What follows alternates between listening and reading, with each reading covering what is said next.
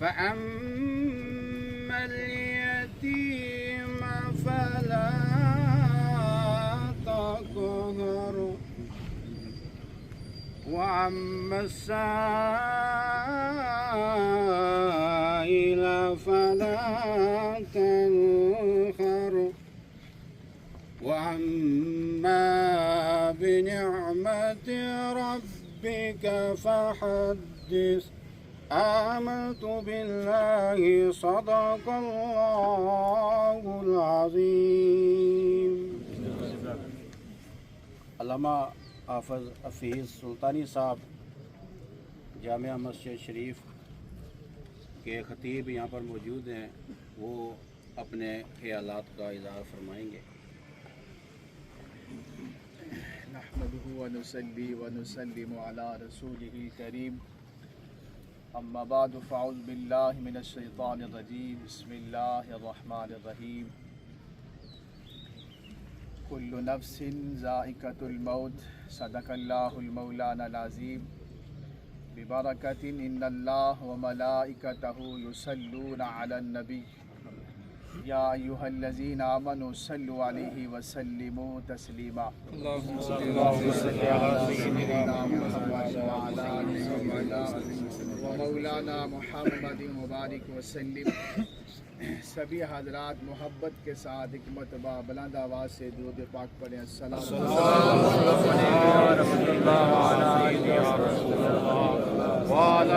علیکم۔ یہ دنیا ایک مسافر خانہ، یہ دنیا ایک مسافر خانہ، ایک آوے ایک جاوے کدی مجال محمد بخشا اتھے پکے ڈیرے لاوے۔ احباب فکر و دانش میں اور آپ سب آج نماز جنازہ کے اندر شریک ہیں۔ جب یہ جنازہ سامنے ہو، یہی سب سے بڑی ہمارے لیے واعظ و نصیحت ہوتی ہے، اور یہ جانے والا ہمیں ایک پیغام دے کر جا رہا ہوتا ہے، فکر دے کر جا رہا ہوتا ہے۔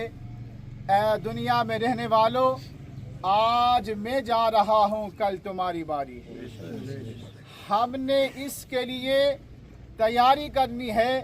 اللہ رب العزت کا قرآن ہمیں بتا رہا ہے کل نفس ذائقۃ الموت، ہر ذی روح نے موت کا ذائقہ چکھنا ہے۔ اور رب تعالیٰ پھر آگے قرآن مجید فرقان حمید کے اندر ارشاد فرما رہے ہیں الذی خلق الموت والحیات لیبلوکم ایکم احسن عملا۔ رب کائنات فرما رہے ہیں میں نے موت اور زندگی کو اس لیے پیدا کیا ہے، میں آزمانا چاہتا ہوں کہ کون اچھے اعمال کرتا ہے، کون اچھے اعمال کرتا ہے۔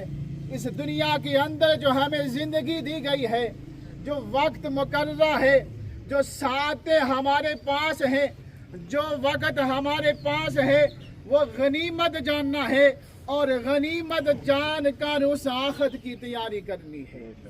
صاحبو، یہ دنیا کی زندگی کتنی ساری ہے، ایک مرتبہ پہلے بھی عرض کیا تھا، آج پھر عرض کر دیتا ہوں، اس نیت کے ساتھ، اس سوچ کے ساتھ کہ سنا کر مجھے اور آپ کو یہ بات یاد رہے کہ دنیا کی زندگی عارضی ہے، دنیا کی زندگی مختصر سی ہے۔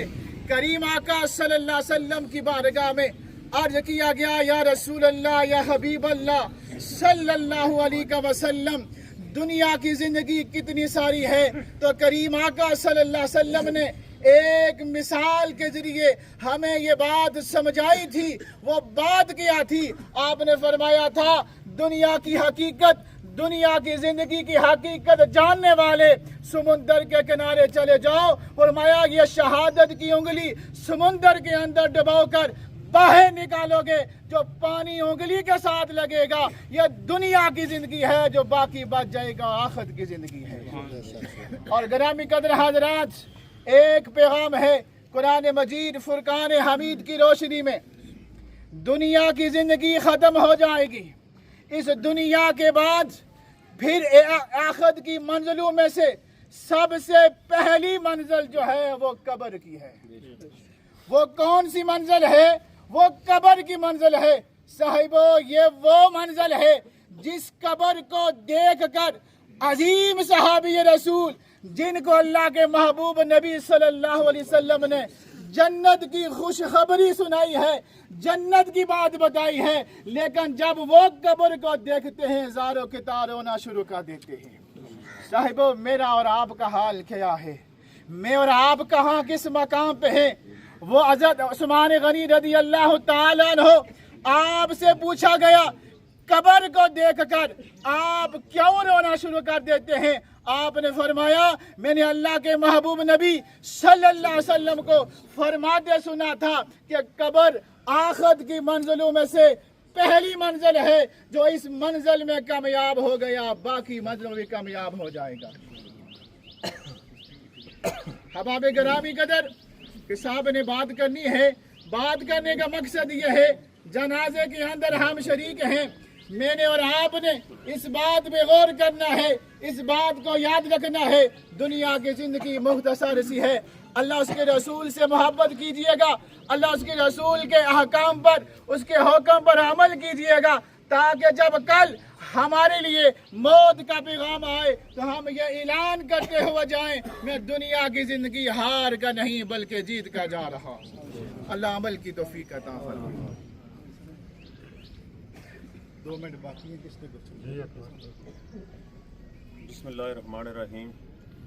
آج شفقت صاحب اور برکت صاحب کے والد صاحب ہم سے جدا ہو رہے ہیں۔ ہماری دعا ہے اللہ پاک ان کو جنت الفردوس میں اعلیٰ اور عرفہ مقام عطا فرمائے، اور ہم سب کو ان کے نقش قدم پہ چلتے ہوئے اچھے اچھے کام کرنے کی توفیق عطا فرمائے۔ جو دور دراز سے لوگ آئے ہیں، ہمارے ساتھی آئے ہیں، جموں کشمیر لبریشن فرنٹ کے ساتھی آئے ہیں، ان صاحب کا بہت شکریہ، اور سب لوگ ان کے لیے دعا کریں کہ اللہ پاک ان کی آخرت کی منزل آسان فرمائے۔ السلام۔ صفیں سیدھی کر لیں، ٹائم ہو گیا ہے۔ اور اہل خانہ کی طرف سے محترم شفقت صاحب نے یہ مجھے بتایا ہے کہ اگر بزرگوں کا کسی بھی حوالے سے کوئی لین دین کا معاملہ ہو، شروع دن سے لے کر آج دن تک اگر کسی قسم کا بھی کوئی معاملات ہوں لین دین والے، تو اہل خانہ کی طرف سے یہ مجھے آگاہ کیا گیا ہے کہ وہ ان سے رابطہ کر سکتے ہیں۔ اور بشر ہونے کے ناطے زندگی میں بندے سے اونچ نیچ ہو جاتی ہے، تو اگر ان بزرگوں کی طرف سے کسی کی دل آزاری ہوئی زندگی میں تو اللہ کی رضا کے لیے انہیں معاف کر دے۔ اللہ تعالیٰ ان کی اور اہل خانہ کی طرف سے یہ بھی اعلان ہے کہ جو دور دراز سے مہمان تشریف لائے ہیں وہ کھانا کھا کر جا سکتے ہیں۔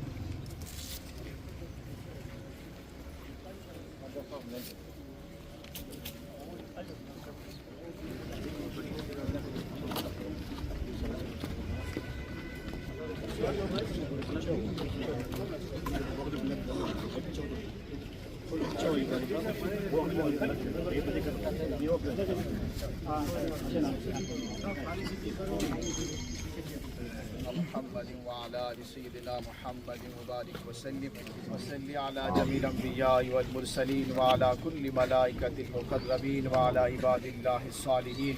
رب العالمین نماز جنازہ پڑھیا گیا، سورہ فاتحہ، سورہ اخلاص، درود پاک اپنی پاک بارگاہ کے اندر قبول فرما۔ نبی کریم رؤوف الرحیم صلی اللہ علیہ وسلم کی بارگاہ خیر الانام کے اندر ہدیۃً تحفۃً پیشکش قبول فرما۔ آپ کے توسط جميع انبیاء علیہ الصلوۃ والسلام، نبیین، صدیقین، شہداء، صالحین کو روح کے ساتھ ثواب پیش کرتے ہیں قبول فرما۔ بالخصوص حاضر میت کی روح کے ساتھ ثواب پیش کرتے ہیں قبول فرما۔